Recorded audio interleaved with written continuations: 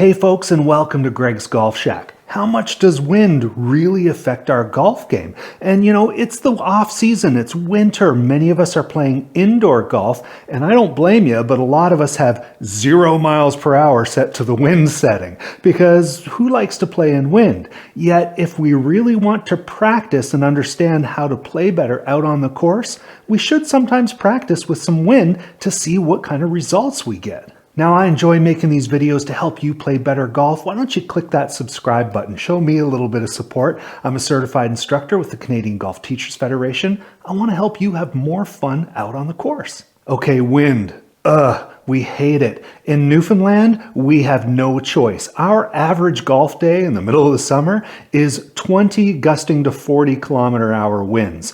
That's an average of 30 kilometer winds going on. And for you Americans out there, that's just south of 20 miles per hour winds. Now, I often find it amusing watching a lot of these golf YouTube channels that I really enjoy, but they end up freaking out a little bit when there's 10-mile-an-hour winds or 15-mile-an-hour winds, and they don't really know what's going on. I mean, in Newfoundland, if you don't want to golf in the wind, then you're not golfing. But the goal is to understand the impact it has on our game.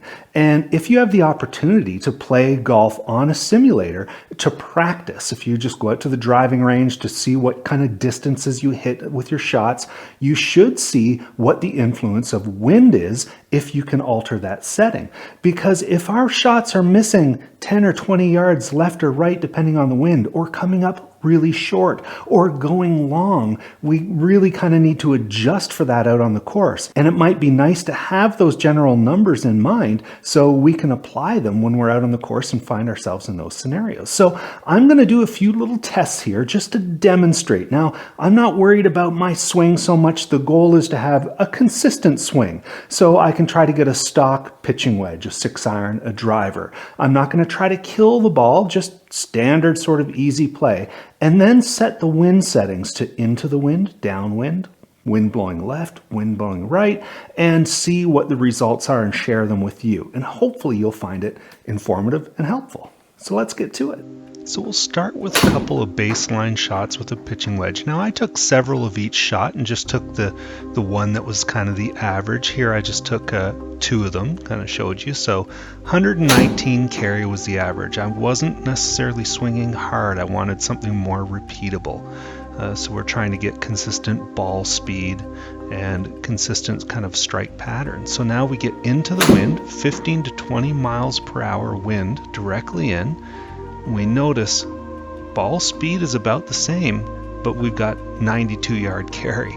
So downwind, again, a decent strike here, and it carries a little bit further. The pitching wedge gets up in the air a little bit more, and I got 10 more yards of it.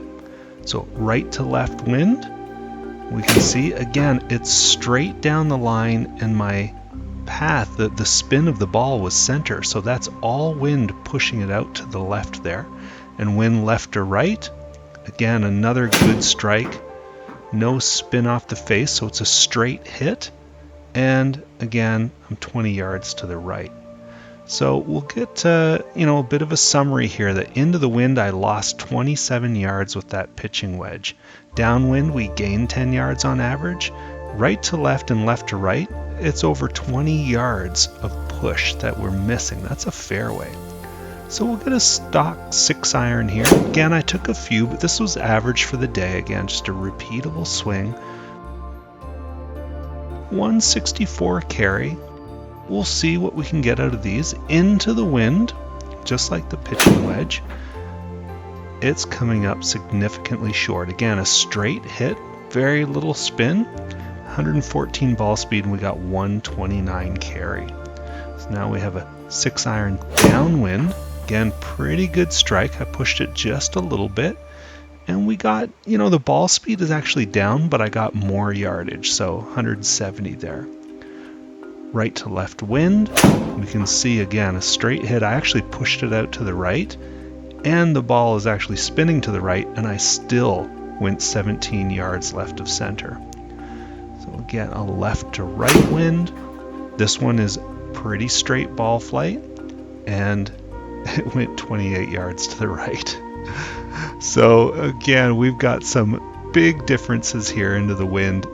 losing 35 yards. Downwind, I said 6 plus because the ball speed was down. I know we could get 10 yards easy. And right to left, left to right, significant differences.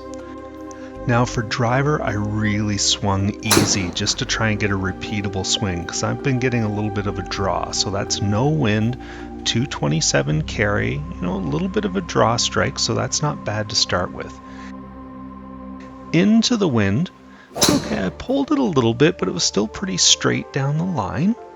And 194 carry, lost significant yardage there. Now downwind with the driver. Again, pretty smooth swing. I'm not trying to kill it. And we are seeing a boost in yardage there. So not too bad with a 243 carry. Now wind right to left. Now I've got a little bit of a draw swing going on, so we're going to see how much it gets accentuated. And that is a lot. That goes out 45 yards. And you can see I started that right of the center line. And a slicer's nightmare, the left to right wind. Again, this is a draw swing, and I still pushed it out 21 yards to the right. So there we go, into the wind, 33 yards short. Downwind, I got 16 yards. Left to right and right to left, again, we're missing fairways because of that wind, so we need to plan for that. So there you have it, folks. Wind definitely has a difference in our game. 20 yards left, 20 yards right. We're 20 to 30 yards short, maybe a little bit long, but not as long as we think. It really changes our shot shape. And if we can plan around the course a little bit better, when the breeze is blowing, we're going to be able to shoot better scores and have a little bit more fun. I hope this tip helps. Please like and subscribe, and we'll see you next time on Greg's Golf Shack.